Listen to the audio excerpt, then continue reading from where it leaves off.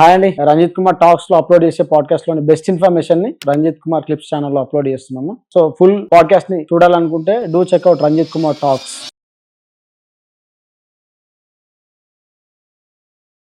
Okay sir, అంటే Venky's logics page ఎట్లా start చేసేది సార్? అసలు ఎందుకు చేయాలనిపించింది? ఎందుకు అంటే నాది ఇది కొంచెం నా జర్నీ అవసరం మీకు. బీటెక్లో నాకు జాబ్ వచ్చింది. ఓకే, రైట్, జాబ్ వచ్చింది సాఫ్ట్వేర్ అప్లెట్ ఫార్మేషన్. ఫస్ట్ సిఎస్సి అని కంప్యూటర్ సైన్స్ ఆర్గనైజేషన్ కంపెనీ పేరు, ఇప్పుడు హెచ్పితో మర్జ్ అయ్యి డిఎక్సి టెక్నాలజీస్ అయింది.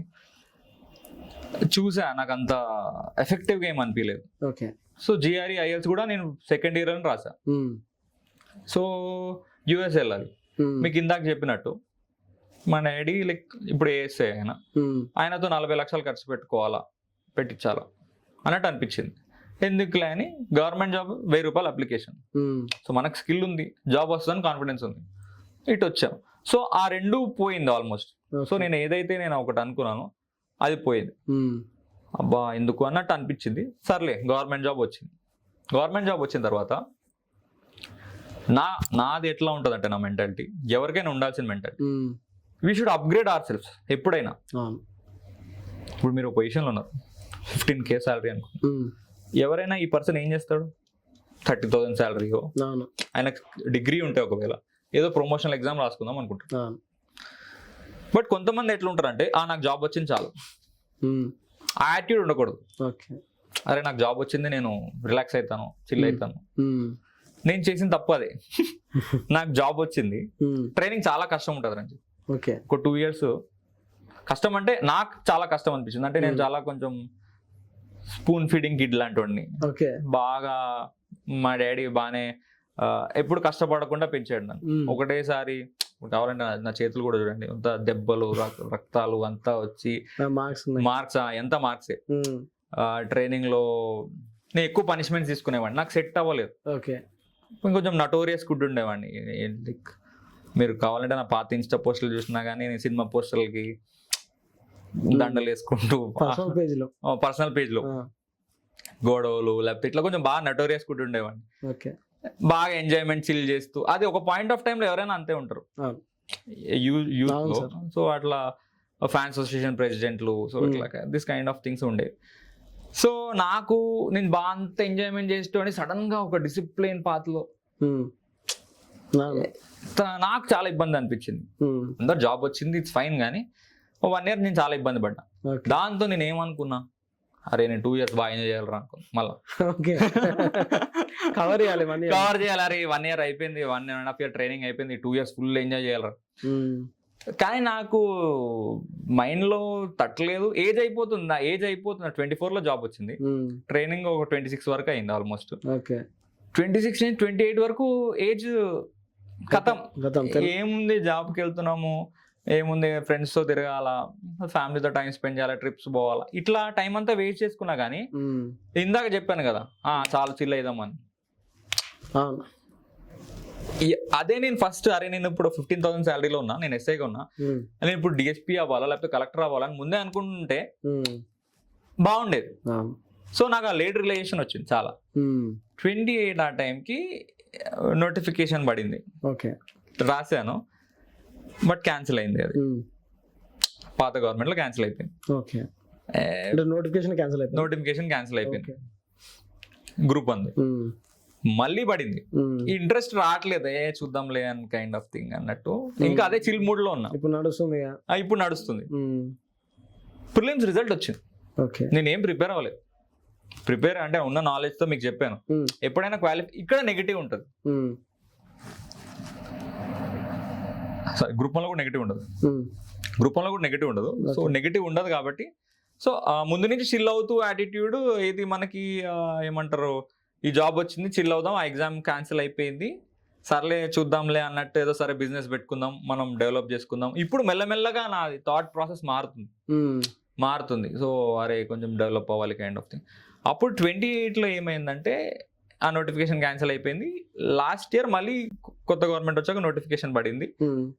ఇది కూడా పోతుందిలే, లైక్ జరగదేమో కైండ్ ఆఫ్ థింగ్స్. ఇది చాలా లాంగ్ ప్రాసెస్ ఉంటుంది. సరే అటెంప్ట్ చేసాం కదా, ప్రిలిమ్స్ నైట్ ఒక పార్టీ చేసుకుని వెళ్ళి ప్రిలిమ్స్ ఎగ్జామ్ రాస్తాను నేను. ఓకే. మార్నింగ్ నా డిఫాల్ట్ నాలెడ్జ్ ఉంటుంది కదా, ఎస్ఐకి ప్రిపేర్ అయ్యాను, నేను జిఆర్ఈ ప్రిపేర్ అయ్యాను, లేకపోతే న్యూస్ పేపర్ కరెంట్ అఫైర్స్ చదువుతూ ఉంటా. క్వాలిఫై అయిపోయాను. ఓకే. రిజల్ట్ ఎప్పుడు వచ్చింది, మా సిస్టర్ ఫోన్ చేసినారే నువ్వు క్వాలిఫై అయ్యావరా అంది ప్రిలిమ్స్. అప్పుడు జస్ట్ 2.5 months టైం ఉంది మెయిన్స్ కి. ఆ 2 months లో నాకేం నేను ఫస్ట్ టైం ఒక ఆన్సర్ రాయలేదు. 6 సబ్జెక్టులు ఆన్సర్ రాయాలి, ఎస్ఏలు రాయాలంటే నాకు అందరూ అరే నీ వల్ల అవ్వదు, highly impossible kind of thing. ఎందుకు అట్లా అందరు అంటున్నారు, మనం ట్రయల్ చేస్తే ఏమవుతుంది, అయితే డిఎస్పీఓ కలెక్టర్ అవుతాం, లేకపోతే ఓకే లెట్స్ కంటిన్యూ దిస్ చూద్దామని ఒక 2 months సిక్ చేసేసా, మొత్తం వదిలేసి టెస్ట్ సిరీస్ రాయడము. నాకు భయం వేసేది, అందరూ యూపీఎస్సీ ప్రిపేర్ 3-4 years ప్రిపేర్ అయిన వాళ్ళు అందరూ ఎట్లుంటారు, గ్రూప్ 1 ఆల్మోస్ట్ ఎప్పటి నుంచో ప్రిపేర్ అవ్వలేదు, వాళ్ళందరూ నాలెడ్జ్ ముందు నాకు నేను అంటే పానిక్ ఎప్పుడు కాను నేను.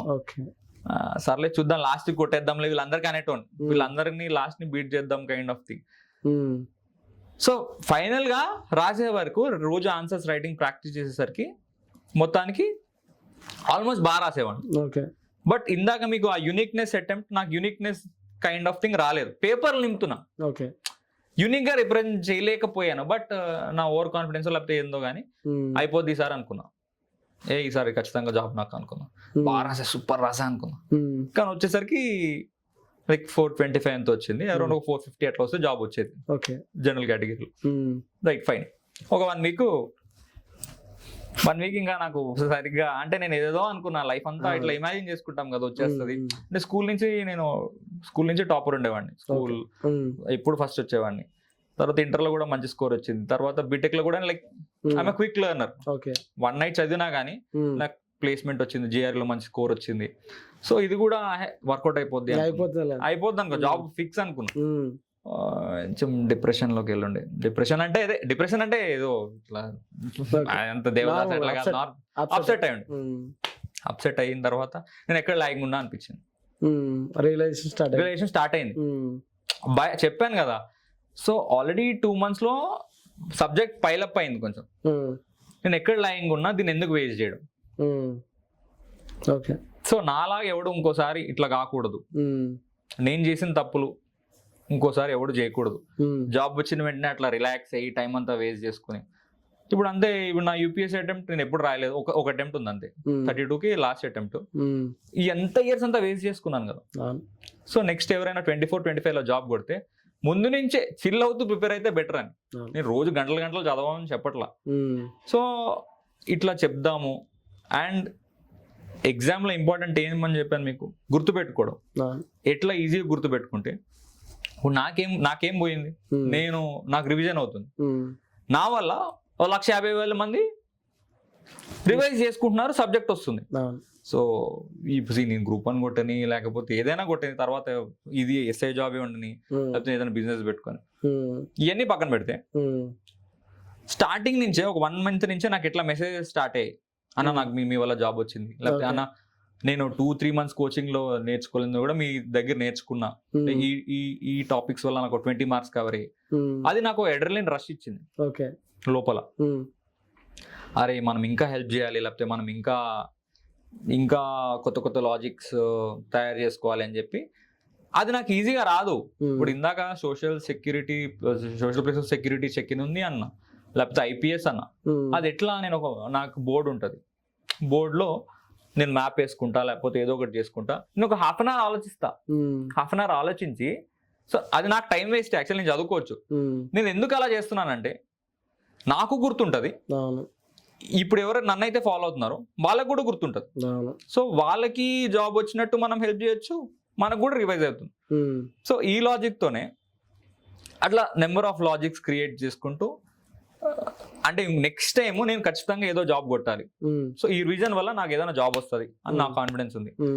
ఈ రివిజన్ వల్ల ఆ 1,00,000 మందిలో 100 మందికి వచ్చినా ఫైన్ కదా. వాడు జిందగీ మొత్తం అరే వెంకయ్యన్న వల్ల జాబ్ వచ్చింది నాకు, వెంకయ్యన్న ఈజీ చేసేసిండు నాకు, వెంకయ్యన్న లేకపోతే ఇట్లా మంచిగా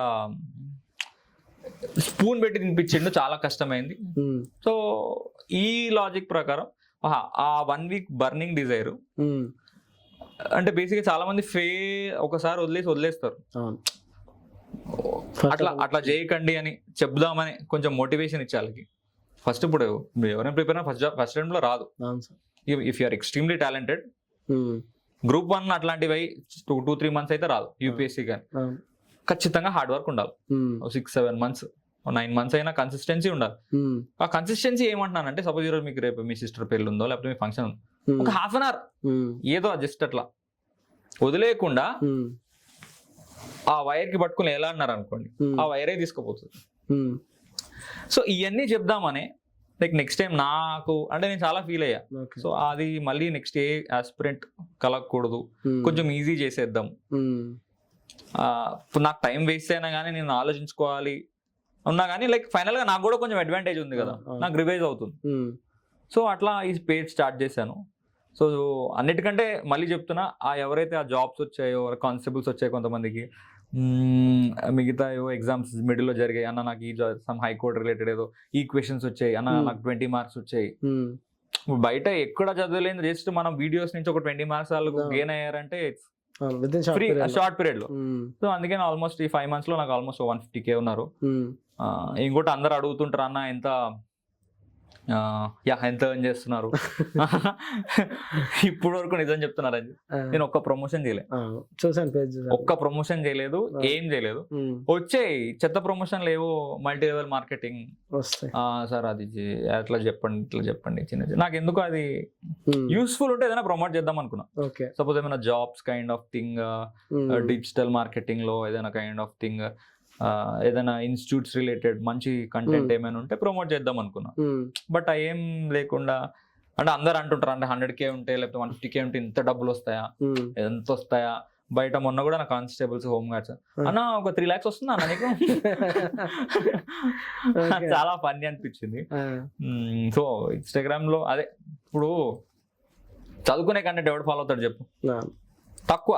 ఎవరైతే ఆస్పిరెంట్స్ కొంచెం రిలేటెడ్ గా ఓ అన్న ఈజీగా చెప్తున్నాడు అది అర్థమైన వాళ్ళే ఫాలో అవుతారు, కానీ మిగతా అంత ప్రమోషన్స్ అట్లాంటివి ఏం లేవు. సో ఇది బేసిక్ గా గ్రౌండ్ రియాలిటీ ఏంటంటే జనాలకి ఈజీ చేద్దాం జనరల్ స్టడీస్ ని, లేకపోతే ఏ టాపిక్ అయినా మ్యాథ్స్ కానీ ఏదైనా కొంచెం కాంప్లెక్సిటీ ఉంటది కదా ఏ ప్రిపరేషన్, దాన్ని ఈజీ చేద్దాం అనే థాట్ తో ఈ వెంకీస్ లాజిక్ స్టార్ట్ చేశాను. గుడ్ యాక్చువల్లీ ఇప్పుడైతే బాగుంది. ఇంకా ముందు కూడా మంచిగా జరగాలని నేను కోరుకుంటున్నా, చూడాలి.